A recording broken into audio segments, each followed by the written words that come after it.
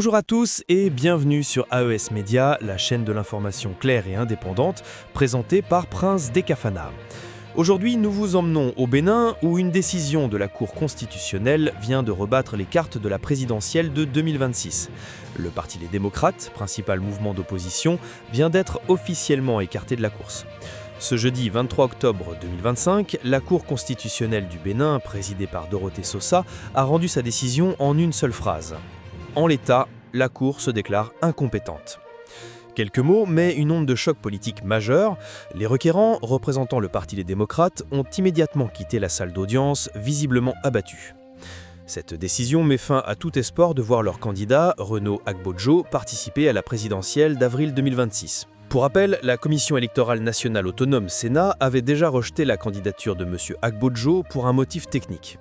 Face à ce rejet, le Parti Les Démocrates avait déposé un recours devant la Cour constitutionnelle, espérant que les juges annuleraient la décision de la Sénat.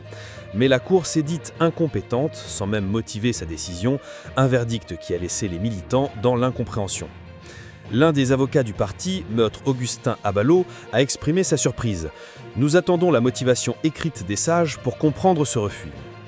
Quant au secrétaire à la communication du parti, Guy Mitokpe, a réagi sur Facebook. « La Cour s'est déclarée incompétente, nous restons debout pour l'amour que nous avons pour notre pays ». Une réaction empreinte de déception, mais aussi de résistance politique. Cette décision, sans appel, change radicalement le visage de la présidentielle à venir. Le champ est désormais libre pour Romuald Wadagni, actuel ministre des Finances et candidat du pouvoir, considéré comme le dauphin du président Patrice Talon. Avec le rejet de 3 candidatures, dont celle des démocrates, le scrutin d'avril 2026 s'annonce donc comme un duel largement favorable à la majorité présidentielle. Les observateurs politiques y voient un affaiblissement du pluralisme démocratique, alors que le Bénin avait longtemps été cité en exemple pour sa vitalité politique en Afrique de l'Ouest. Au siège du Parti des démocrates, l'heure est à la concertation. Les dirigeants se réunissent pour décider de la marche à suivre.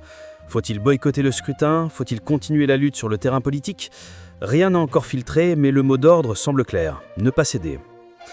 De leur côté, les partisans du pouvoir se félicitent de la décision qu'ils jugent conforme à la loi. Pour eux, l'état de droit a simplement suivi son cours. La liste définitive des candidats à la présidentielle sera publiée le 31 octobre après les derniers recours éventuels, mais pour beaucoup, la messe est dite. Le principal parti d'opposition ne participera pas à la présidentielle de 2026.